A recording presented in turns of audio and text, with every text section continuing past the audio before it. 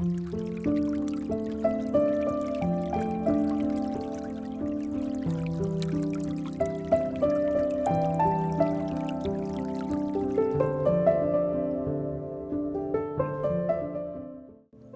everyone, welcome back to my channel. My name is Bobby Zen, and today we are going to zen out in Blender. We're working on another perfume model. You guys know I love to do these. If you've been on my page before, I've done a couple of these. And the reason that I do these is I think it's just like the perfect practice project. And I don't know, I just feel like there are so many fun, uniquely shaped perfume bottles out there. So I'm like, oh, let me try this in Blender. So today we're going to work on Skylar Lime Sands. I'm really excited about this one. I've been working on it for a couple weeks. So I'm finally here to give you a workflow video. And I want to emphasize this being a workflow video because it's not by any means a tutorial. I do hope that you can take something from this or that you learn something from this. But I typically like to do these sorts of videos because not only is it a really cool way for me to document my work and just different projects that I've worked on, but it's also a good reference for myself to just kind of go back to if I find myself kind of stumbling through another project. So this is a perfume bottle, and I'm just going to kind of walk you through what I did, some of the challenges I had, and some of the challenges that I overcame, and probably what was the hardest part of this particular perfume bottle. So I'm going to split it up into a couple parts. So today we're just focusing on modeling the base of the bottle, the biggest part of it, and we'll just keep putting the parts out. I'm not sure how many parts I'm going to do, but we'll just kind of go with the flow and see what happens. So right now I haven't done too much in the scene, but I inserted a cube and then I just scaled it on the Y inwards so that it was the size of the perfume bottle. I gave it a bevel modifier, and now we're working on the interior part of the bottle.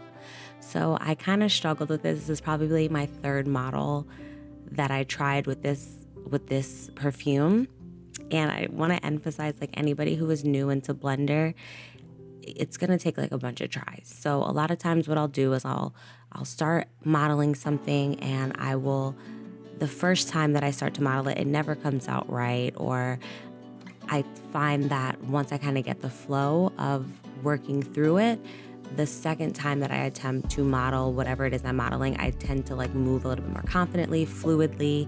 So it's okay to kind of maybe do your initial model and then it's just not working out, and to just hide it. You can always have it there, but maybe just try another one. And I tend to find that does support me in feeling more confident in my choices and what I'm doing, and how I plan to model whatever it is I'm modeling. So this perfume bottle I was particularly interested in modeling because of the unique shape of the inside of the bottle. I just think it is such a fun shape, and I just kind of wanted to challenge myself to see if I could figure out how to create that shape, and with it being glass, have it reflect with the same thing. I wanted it to look as hyper realistic as I possibly could get it. And I want to also emphasize that this is not for a client or anything. This is strictly practice. So it might not be absolutely perfect, but I think every single time that I do one of these perfume models, I learn so much more. In this particular project, I learned how to UV unwrap so much more confidently. Actually, it wasn't this project that I learned it, but it was a previous project. Let me see if I can remember the last project that I worked on. Oh, I did a neon pothos model, and that is actually up. If y'all need to grab a neon pothos plant for any scenes that you're doing, you can go ahead and grab that. I have a Gumroad free FBX. You can use it, enter it into your scenes. It's all set for you. But I did have to UV unwrap the leaves, and because there's no way I was going to be able to create that in materials, no way. So I just kind of grinded it out and figured out how to UV unwrap with that project, and I brought that into this Skylar project. So like I said, I've been working on this for weeks at this point, and I absolutely got stuck at the logo UV unwrapping. The previous perfumes that I have done, I was able to just find a similar, if not the same font, and some way create a mesh of that font and just insert it onto the bottle. This logo was very different. Even on the bottle, it looks almost like a piece of paper with glass over top of it. So it definitely looks like it's a wrapped piece of artwork in the glass. So there was no way of me kind of recreating the words and the gradient and things like that. And I suppose I could, but it just would have been extremely challenging. And I want it to look so close to the actual perfume. So I knew the only way that it would be as close as I could get it is if I actually UV unwrap the actual logo.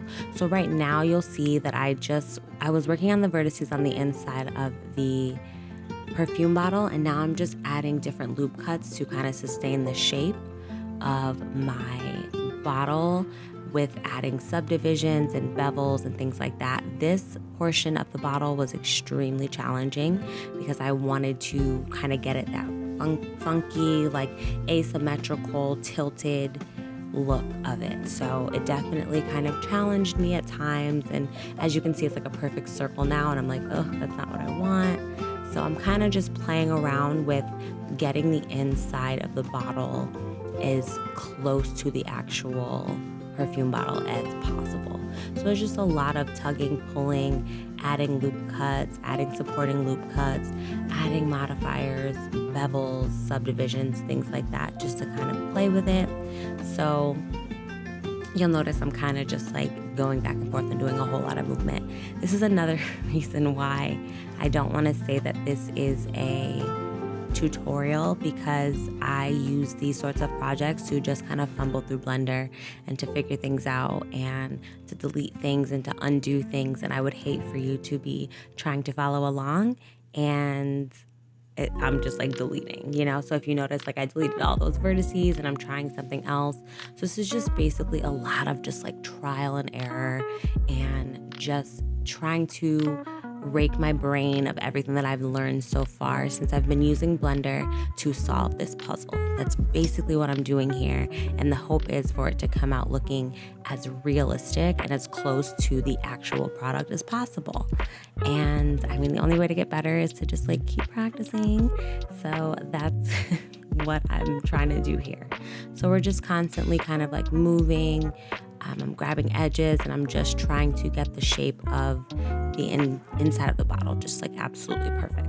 So while I'm doing that, I just want to take a quick moment to say thank you all to all of my new subscribers, new and previous subscribers. You guys have no idea how much YouTube has already started changing my life and just my viewpoint on things and the motivation that it gives me, the drive that it gives me. I also have like so many fun things happening this month, which is why the content's a little bit slower. I actually enrolled in VFX school. So I'm at Noman in North Hollywood, California. I live in Los Angeles, California. So I am taking classes, learning Unreal Engine, and I'm taking some drawing classes. And next semester, I hope to be diving more into Houdini. So Blender will always be my first love, and I always will have such an immense appreciation for Blender and the world that it opened up for me. And I think I'll always just like revert back to Blender.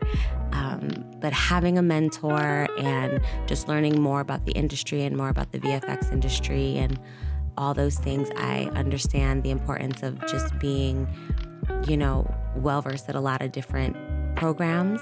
And my hope is to kick it up a notch and become fluent in Houdini. So who knows, maybe in the future we'll be getting some Houdini content up here. Definitely some Unreal stuff coming soon because I am currently enrolled in a Unreal class for virtual production. So that is super exciting and it's been so fun. So I'm kind of in a space where I'm like doing a lot of homework and things like that. So that's why the videos have been a little bit slower, but I do hope that this particular series of videos will be of quality to my channel because it is more of a walkthrough. I get to kind of just like sit down and like hang with you a little bit and just talk through blender and why I do these projects and what I learned from these projects and how, and maybe it can support someone. And even if it could support one person, like I am so grateful and honored to be a part of this community and a part of this world. And I just hope to continue to learn and grow and just get better at all of this.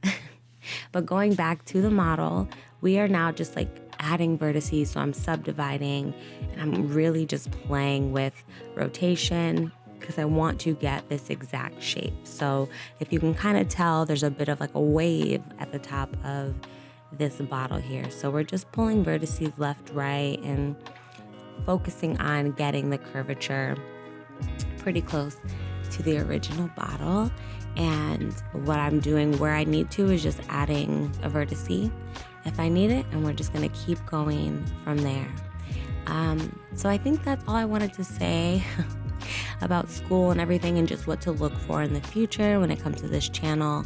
But I am absolutely just having the best time, and I just want each and every one of you who have taken the time to subscribe, like, comment on any of my videos that it is so helpful for my mental health. So thank you so much for welcoming me into this community and even just being receptive to me adding my 2 cents to this world. So if this is helpful to anyone, or if you do ever have any questions, comments, concerns, you can definitely drop them in the comments below, or you can message me and all of that.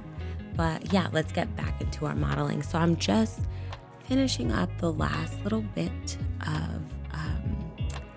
of my model here, and I will say doing the inside of this bottle was so hard. And when you look at this bottle, you're just like, oh, wait a minute, it's just a cube. It's not just a cube. There are just so many intricate details once you really start observing this bottle and the shape on the inside. And I just wanted it to absolutely be perfect. So I have like this perfectionist in me that is just like, I cannot release this or show this or anything until it is absolutely the closest thing to perfect that I can possibly do.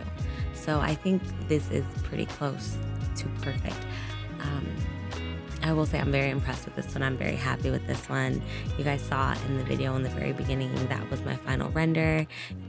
Those of you that have been on this page before, you probably know that I love adding a water simulation into my scenes. So I absolutely added a water simulation into this one because I just, like, I couldn't resist. I always want to add liquid into my scene. I don't know. So I think we're pretty much done with our bottle here. I do go in and fix the deformities on either side on the base part of the inside of the bottle. So I do go in and fix that, but essentially that was the workflow of how I got the shape of this Skylar Clean Beauty Lime Sands perfume. And next part, I'm not sure what it'll be. It'll probably be working on the neck of the bottle, the cap of the bottle, maybe some texturing, and then we'll dive into UV unwrapping and all of those things. And I will definitely dive deeper into all the things that were a challenge for me throughout this. For this part of the project, I will say definitely getting the shape on the inside of the bottle was extremely challenging for me. And if you have a better idea of how I could have got to the shape that I'm looking for, definitely drop it down in the comments below, because I'm curious of how you would have approached this project here. But with that being said, you guys, thank you so much for joining me today. I hope this was informative, entertaining, enlightening in some way. If you have any questions, comments, or concerns, drop them down in the comments. Thank you guys so much for being here. And don't forget, if you find something that sends you out, definitely do it. I'll see you later. Bye.